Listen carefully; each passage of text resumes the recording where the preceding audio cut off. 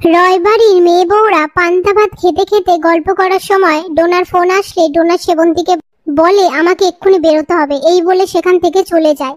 এরপর সেবন্তী সবার সামনে বলে ডোনা আমায় বলেছে সমিতের বউ যদি চাকরি করে এ বাড়িতে এসে চাকরি না ছাড়লে আমিও কিন্তু কোনো কম্প্রোমাইজ করব না।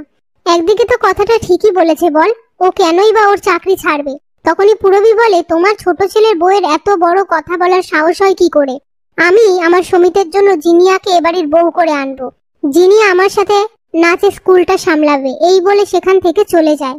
ওদিকে আকাশ মোহনাকে বলে তুই কি আকাশের সাথে কথা বলছিলি?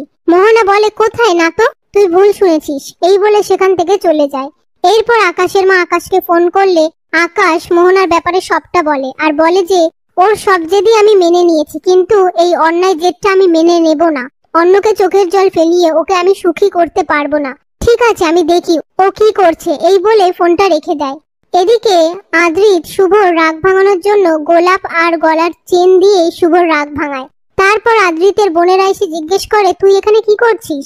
আদ্রিত বলে আমি এখানে একটা ফাইল খুঁজতে এসেছিলাম।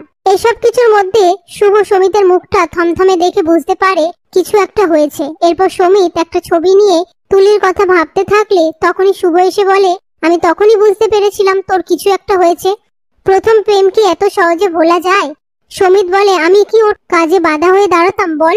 শুভ বলে শুধুমাত্র একটা বিগ অপরচুনিটি পেয়েছে বলে ও ছেড়ে চলে গেছে আমার তো মনে হচ্ছে না, তুই ওকে একটা ফোন কর। এরপর সমিত তুলিকে ফোন করলে তুলির পাশে থাকা একটা ছেলে ফোনটা কেটে দেয়। তারপর তুলি বলে আপনার লজ্জা করে না? একজন এমপ্লয়কে এভাবে কিডন্যাপ করে রেখেছেন। সেই ছেলেটা বলে লজ্জা কেন করবে, আমি তো তোমাকে ভালোবাসি। এদিকে তুলি ফোনটা না ধরলে সমিত কষ্ট পায় আর বলে আমি বলেছিলাম ও ফোনটা ধরবে না, আমাকেও এগিয়ে যেতে হবে আর পেছনে ফিরে তাকাবো না, এই বলে ছবিটা ছিঁড়ে দেয়। সেটা দেখে শুভ বলে দুম করে কোনো ড্রাস্টিক স্টেপ নিস না, যা সিদ্ধান্ত নিবি ভেবে চিন্তে নিবি, এটা কিন্তু তোর জীবন, তুই কি করবি না করবি।